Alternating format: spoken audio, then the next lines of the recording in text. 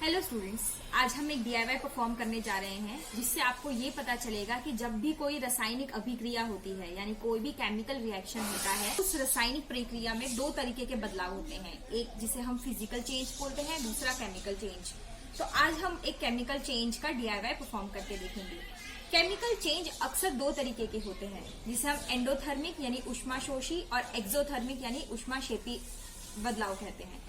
Endothermic ऊष्माशोषी, जिसमें कि जब कोई भी केमिकल चेंज होता है तो ऊष्मा अंदर एब्जॉर्ब कर ली जाती है, यानी वो जो प्रक्रिया हो रही है, जो घटक हमने डाले हैं वो ऊष्मा अपने अंदर शोष लेते हैं, जिसकी वजह से उसके आसपास का टेम्परेचर कम हो जाता है।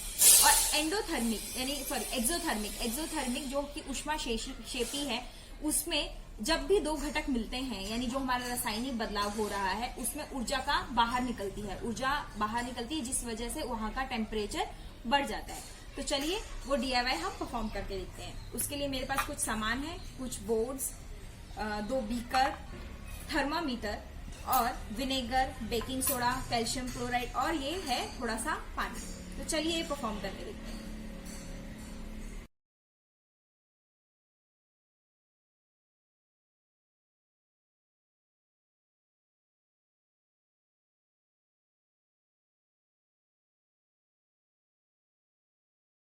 अब इसमें हम बीकर नंबर 1 में सबसे पहले थोड़ा सा विनेगर डालेंगे।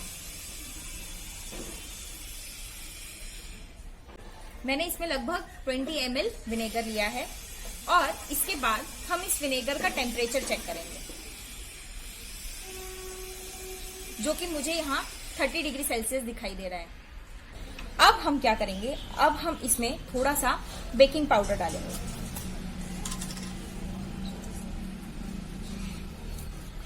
इस बेकिंग सोडा के इस विनेगर में डालते ही एक केमिकल रिएक्शन होगा और उसके बाद हम इसका टेम्परेचर दोबारा से मेजर करेंगे। आप देख सकते हैं यहाँ बुलबुले बन रहे हैं, यानी इसका रिएक्शन चालू हो गया। अब हम इसमें वापस टेम्परेचर देखेंगे।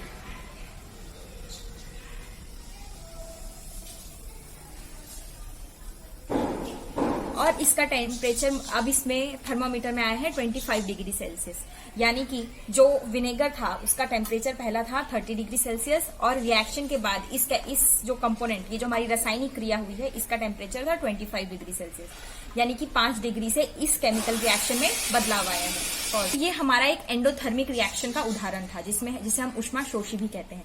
यानी कि जब इन दो घटकों ने यानी विनेगर और बेकिंग सोडा ने जब आपस में रिएक्शन किया तो इन्होंने आसपास की ऊर्जा अपने अंदर एब्जॉर्ब कर ली, जिस वजह से इनके टेम्परेचर में गिरावट आई, जो कि एक ऊष्माशोषी का उदाहरण है।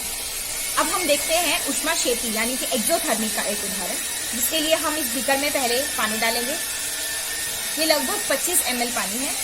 अब हम इसका टेम्परेचर चेक करते हैं। इसका टेम्परेचर लगभग 28 डिग्री सेल्सियस है। अब हम इसमें कैल्शियम क्लोराइड डालेंगे।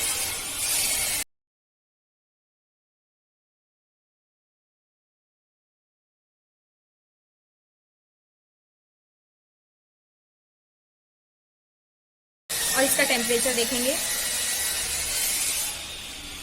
और इसका टेम्परेचर बढ़ गया है, यानी कि ये लगभग 32 डिग्री सेल्सियस इसका टेम्परेचर हो गया है। तो जितना ज्यादा आप कैल्शियम क्लोराइड डालेंगे उतना ज्यादा इसका टेम्परेचर बढ़ जाएगा। तो ये हमारा एक ऊष्माक्षेपी यानी कि एक्सोथर्मिक रिएक्शन का उदाहरण है, जिसमें कि जब दो घटकों ने आपस में कोई भी रासायनिक क्रिया करी तो उसका उन्होंने टेम्परेचर यानी कि टेम्परेचर को रिलीज किया। तो ये हमारा एक्सोथर्मिक का उदाहरण है। ऐसे आपको आपकी डेली लाइफ में बहुत सारे एग्जाम्पल दिखेंगे जो कि ऊष्माशोषी और ऊष्माक्षेपी का उदाहरण है। जैसे कि मैं कुछ उदाहरण आपके साथ बताना चाहूंगी, जैसे प्रकाश संश्लेषण ऊष्माक्षेपी का यानी कि एंडोथर्मिक का रिएक्शन है, जिसमें कि जब जो क्लोरोफिल होता है अपनी ग्रीन लीफ में, वो प्रकाश की ऊष्मा अवशोषित कर लेता है। तो हमारा एंडोथर्मिक का एग्जाम्पल है। और इसका सबसे कॉमन एग्जाम्पल, आपने कभी मिंट की च्युइंगम खाई होगी। तो जब आप मिंट की च्युइंगम खाते हैं तो हमारा मुंह ठंडा हो जाता है। वो क्यों हो जाता है? क्योंकि जो च्युइंगम में मिंट होता है वो जब हमारे सलाइवा यानी मुंह के पानी के साथ रिएक्ट करता है तो ऊष्मा एब्जॉर्ब कर लेता है, जिस वजह से हमें मुंह में ठंडा महसूस होता है ना। मजेदार चीज।